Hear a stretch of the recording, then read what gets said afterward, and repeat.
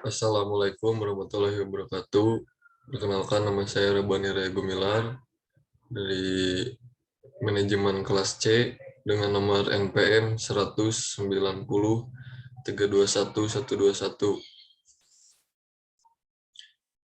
Pada kesempatan kali ini saya akan menjelaskan karya tulis ilmiah yang berjudul Pengaruh Pandemi COVID-19 terhadap penjualan kain di pabrik tekstil Majalaya.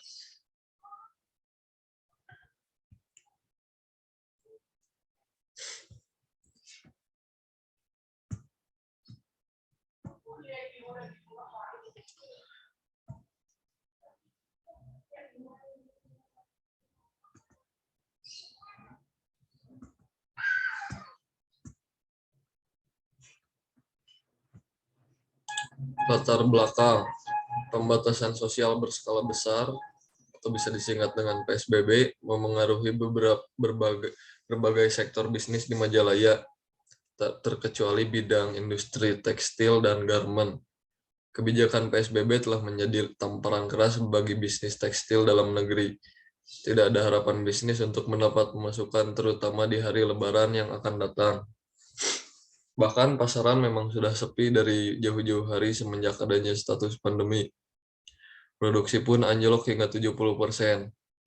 Walaupun produksi alat perlindungan diri APD untuk medis memberi industri garmen nafas, tapi nyatanya hal ini tidak berdampak besar. Diprediksi bahwa dampak terhadap industri tekstil kali ini lebih parah daripada krisis di Indonesia pada tahun 1998.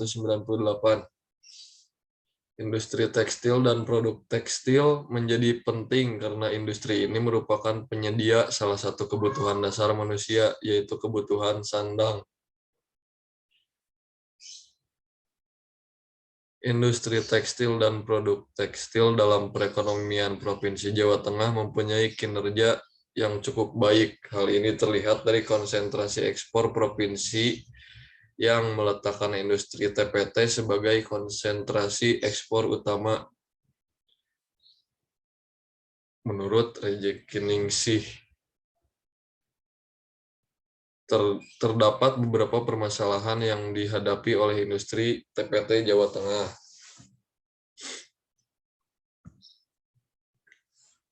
Identifikasi masalah berdasarkan latar belakang di slide sebelumnya dapat didefinisikan bahwa identifikasi masalah atau fokus dalam penelitian ini yang muncul ialah untuk mengetahui: satu, pada saat pandemi bisnis online mengalami penaikan atau penurunan. Dua, adakah kendala di dalam perusahaan pada saat pandemi.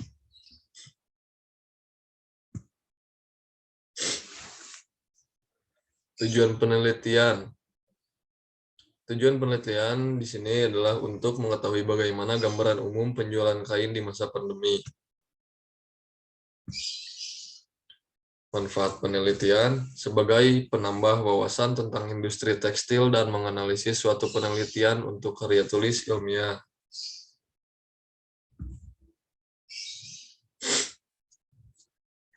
Kain tekstil yaitu suatu bahan hasil dari tenunan benang kapas, sutra, atau sintesis. Kain hasil tenunan yang dipakai dalam upacara adat kadangkala sinonim pada dodot. Menurut Goet Puspo, ia menjelaskan jika kain adalah jenis bahan tekstil yang diolah sedemikian rupa dengan menghilangkan benang lusi dan pakan. Benang pakan dan lusi satu sama lain saling menyilang. Satu bagian benang lusi terletak di atas benang pakan, sedangkan pada bagian berikutnya terletak di bagian bawah benang pakan. Kemudian naik lagi, turun lagi, dan seterusnya, hingga menjadi kain.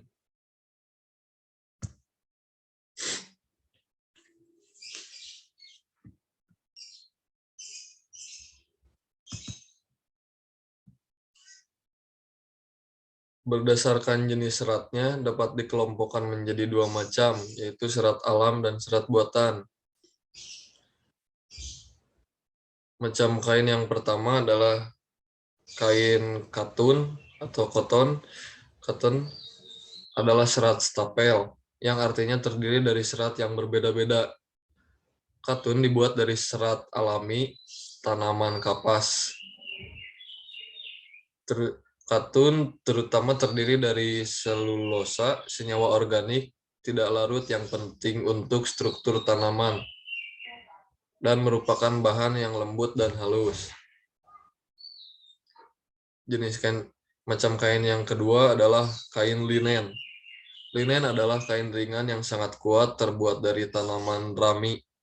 Linen adalah bahan umum yang digunakan untuk handuk, bisa taplak meja, serbet, dan spray. Istilah linen sampai saat ini masih merujuk pada barang-barang rumah tangga tersebut, meskipun mereka tidak selalu terbuat dari kain linen. Macam kain yang ketiga adalah kasmir atau kasmir. Kasmir adalah jenis kain wol yang terbuat dari kambing kasmir dan kambing pasmina. Kasmir adalah serat alam yang dikenal karena bahannya yang sangat lembut. Seratnya sangat halus dan hampir terasa seperti kain sutra saat disentuh.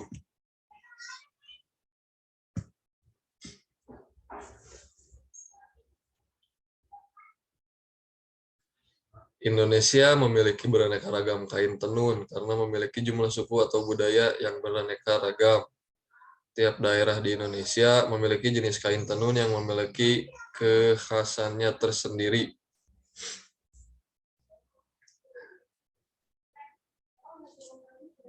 Joemenanian S. mengatakan bahwa berbagai kain tenun di Indonesia tidak hanya penutup aurat atau pakaian saja, melainkan lebih dari itu.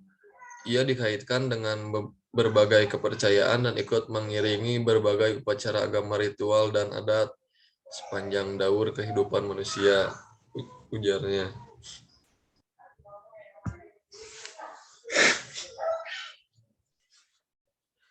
Faktor yang mempengaruhi penjualan kain. Dengan adanya penetapan PSBB itu, barang yang sudah jadi dipesan oleh pemesan ketika akan dikirim minta ditunda dulu. Begitu juga ketika pesanan barang dari pemesan ketika akan produksi mendadak minta ditunda dan jangan dulu diproduksi.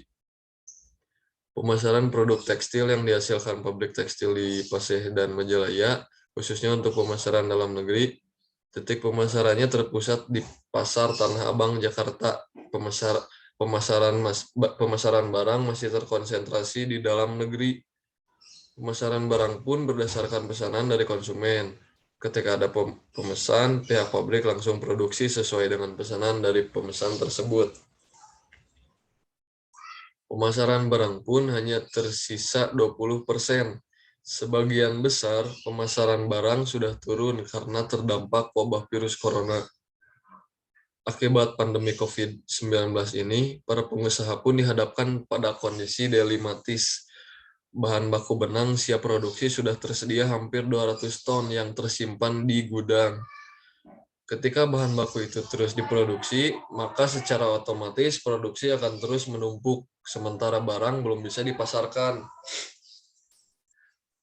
Produksi barang atau kain untuk bahan pakaian itu dalam sehari mencapai 30.000 yard dengan jumlah karyawan 200 orang.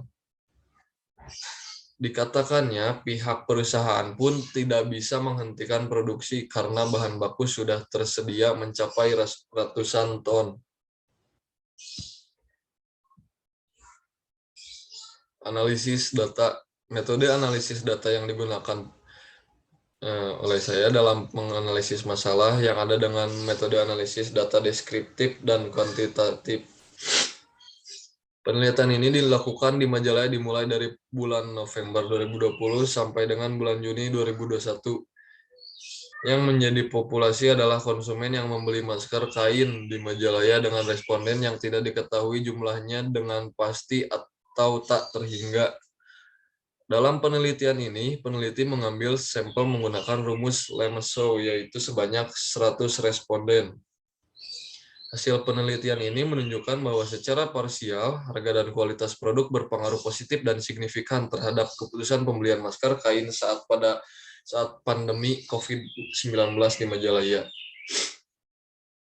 Dan secara simultan, harga dan kualitas produk berpengaruh positif dan signifikan terhadap keputusan pembelian masker kain saat pandemi COVID-19 di Majalaya.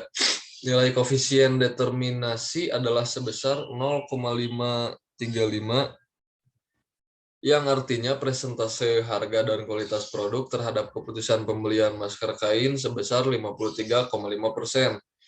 Sedangkan sisanya sebesar 46,5% dipengaruhi oleh variabel lain.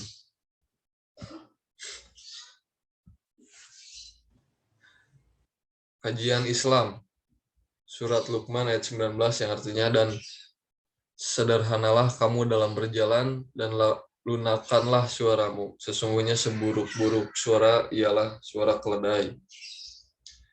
Kata al-iqtisad yang kemudian diterjemahkan ke dalam bahasa Indonesia menjadi ekonomi terambil dari kata cost. Kata ini dengan segala derivasinya disebut sebanyak 6 kali di dalam Al-Quran. Salah satunya adalah surah Luqman ayat 19, seperti yang telah penulis kemukakan di atas. Sebelum mengkaji bagaimana penafsiran yang diberikan ulama tentang ayat di atas, adalah penting terlebih dahulu penulis menjelaskan bagaimana kata tersebut dimaknai. Al-Isfahani menuliskan bahwa makna disebut kata kosadu. Maknanya nahautu, nahawahu. Selanjutnya, al-iqtisad memiliki dua sisi. Salah satunya adalah yang mahmud, terpuji, seperti al-jud, kesederhanaan, merupakan sifat yang baik, antara al-israf, boros, dan al-bukhi, pelit. Demikian juga dengan syaja'ah, berani, adalah sifat yang baik, antara al-tahawur, nekat, dan al-jub, pengecut. Sedangkan sisi lainnya adalah taradud, pelin-pelan atau ragu, antara yang mahmud dengan yang mazmum. Hasil pembahasan. Adanya penurunan omset dan berkurangnya masyarakat yang berkunjung membuat Irma Sasirangan harus mencari cara agar usaha mereka tetap berjalan. Salah satu cara mensiasatinya yaitu membuat diversifikasi produk berupa pembuatan masker kain Sasirangan. Masker kain dipilih karena semakin luasnya penyebaran virus corona yang membuat pemerintah mengharuskan semua masyarakat memakai masker jika keluar rumah. Kegiatan produksi kain Sasirangan memegang peran penting dari sebuah usaha yang sedang dijalankan, karena produksi merupakan proses dihasilkannya barang yang kemudian akan dipasarkan oleh Irma Sasirangan. Kesimpulan, produk tekstil masih dibayangi ketidakpastian di tengah kekhawatiran belum pulihnya daya beli konsumen dan ancaman produk impor yang menggerus pangsa produk domestik. Tidak ada penaikan penjualan kain, justru industri tekstil mengalami penurunan penjualan secara drastis di masa pandemi COVID-19.